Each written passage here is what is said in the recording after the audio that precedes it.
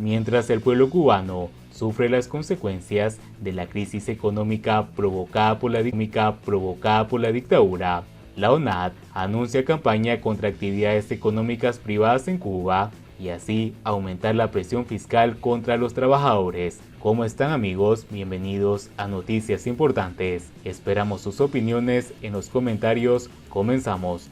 ¿Quién dijo que la Oficina Nacional de Administración Tributaria se iba a ir con las manos vacías cuando se lanzara a recaudar? Ya se disponen algunos datos. Los economistas consideran que la presión fiscal de un país se puede medir comparando la recaudación tributaria que realiza el Estado con el PIB de la economía, y mediante un simple porcentaje es posible comparar entre los países, un recurso que los inversores extranjeros suelen tener muy en cuenta.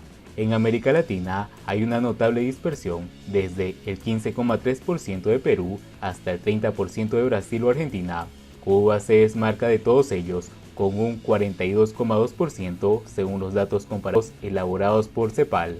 Pero la presión fiscal no se debe medir solamente con este indicador frío y matemático, sino que incorporan otros elementos cualitativos que merecen ser tenidos en cuenta.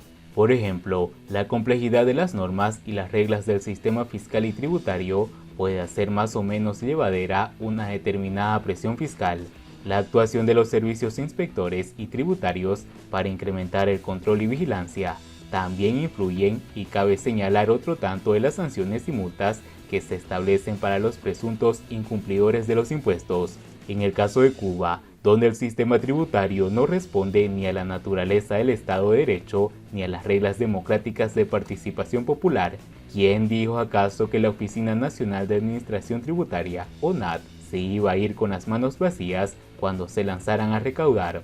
Al parecer, las acciones emprendidas por la ONAD contra los altos precios han destapado una deuda fiscal superior a los 32 millones de pesos. Las arcas del régimen se verán rellenas con sobrevenida que no deja a nadie impasible y que supone un aumento de esa presión fiscal cualitativa. Pero ya se veía venir.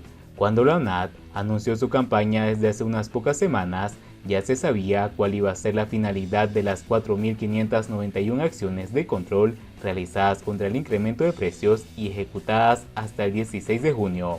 Estas acciones fueron dirigidas a fiscalizar personas naturales y jurídicas dedicadas a actividades cuyo desarrollo tenía un impacto en los precios de productos y servicios destinados a la población, entre las que se encuentran los panaderos, dulceros, trabajadores de cafeterías, carretilleros, vendedores de producción agrícolas en punto de venta y kioscos, productores y vendedores de artículos varios y poncheros, entre otros. Y a resultas de las pesquisas, que han debido ser exhaustivas, se han detectado los 32.500.000 de deuda con el presupuesto del Estado que de forma inmediata se han exigido a los afectados. Lo que llama la atención es cómo se han producido la detección de los mayores adeudos.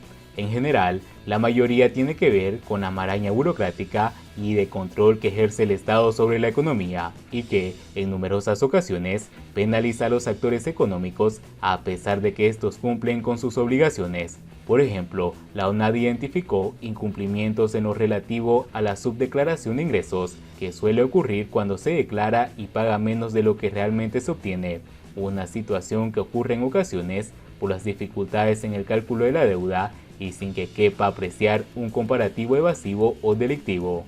La presunción de inocencia para el régimen comunista no se aplica en estos casos, y así la ONAD ha anunciado que ha logrado más de 23.500.000 pesos, exigido ahora a los presuntos infractores. Esa cantidad ínfima si se compara con los 4.585 millones de pesos que se recaudan por el impuesto de ingresos personales, datos de 2020.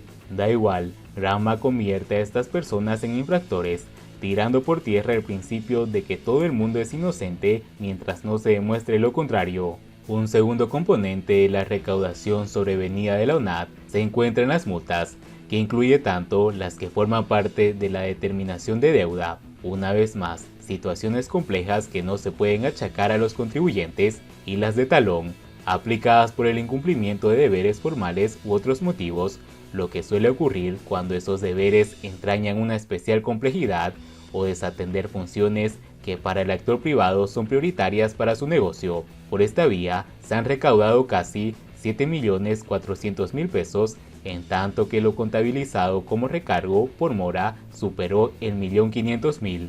Y aquí viene la cuestión más relevante de esta campaña de investigación de la ONAT, que, al menos en principio, iba dirigida a controlar los precios en una serie de actividades, pero que, pidiendo papeles a los actores económicos, han aparecido de todo, desde los habituales incumplimientos de los deberes formales, entre los que se encontraban no poseer la documentación establecida, la desactualización de los registros contables o la no implementación del sistema de contabilidad para trabajadores por cuenta propia, hasta la compleja situación de obstrucción del proceso de fiscalización. Es cierto que el desconocimiento no invalida el incumplimiento de las normas, pero en un país que no es democrático, estas exigencias tributarias se alejan de las fórmulas colaborativas entre el fisco y los que pagan impuestos en los países democráticos.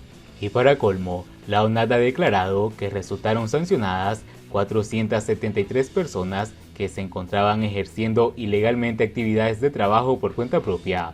Los 32 millones de pesos que se embolsa la ONAT de más está integrada principalmente por el tributo que se debió pagar o las subdeclaraciones.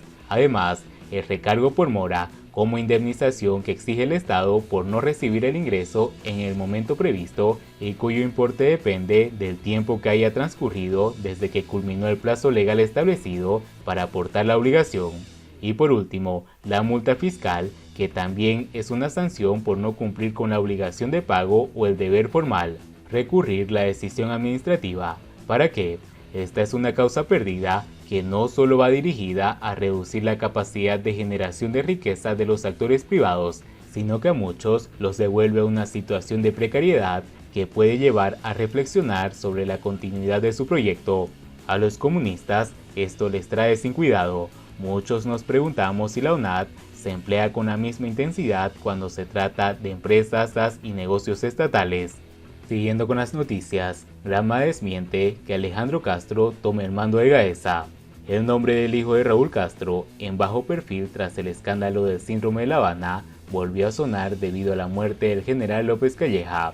El periódico Gramma negó el 4 de julio que el coronel Alejandro Castro Espín tome el mando del Grupo de Administración Empresarial de las FARC, Gaesa, tras la muerte del antiguo jefe Luis Alberto Rodríguez López Calleja. Un tuit del órgano oficial del Partido Comunista de Cuba desmintió la información en redes sociales, donde se ha por sentado el ascenso de Castro Espín a la jefatura vacante de Gaesa, un conglomerado de empresas que controla alrededor del 60% de la economía cubana. Tras la muerte del general López Calleja, excuñado de Castro Espín y cercano a Raúl Castro, corrieron rumores de que el patriarca de la familia y hermano del difunto Fidel nombraría a su hijo al frente de Gaesa.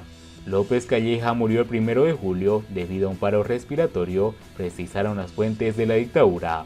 En el momento de su muerte, el poderoso militar castrista, extierno del dictador Raúl Castro, era miembro del buró político del Comité Central del Partido Comunista y diputado a la Asamblea Nacional del Poder Popular. Fue yerno de Raúl y era padre de 2 de sus nietos. El 30 de septiembre de 2020, el gobierno de Estados Unidos incluyó a López Calleja en la lista de personas bloqueadas por el Departamento del Tesoro, una sanción que conlleva el congelamiento de los bienes del general que estuvieran bajo jurisdicción del país norteño, si los hubiera, y la prohibición del visado para viajar a Estados Unidos. Gaesa posee redes de restaurantes, flotas de vehículos, empresas de componentes electrónicos, importaciones y exportaciones, proveedores, cadenas hoteleras y inmobiliarias. Entre todos los negocios se destaca el Grupo Gaviota, que maneja los hoteles más rentables de Cuba y cuya facturación deja a Gaesa, según estimados, alrededor de $700 millones anuales. Y bien amigos, así vamos terminando las noticias importantes del día de hoy. Por favor, nos ayudarían mucho compartiendo las noticias y así poder informar a muchas más personas de la verdadera realidad en Cuba. Patria y vida mis hermanos, nos vemos.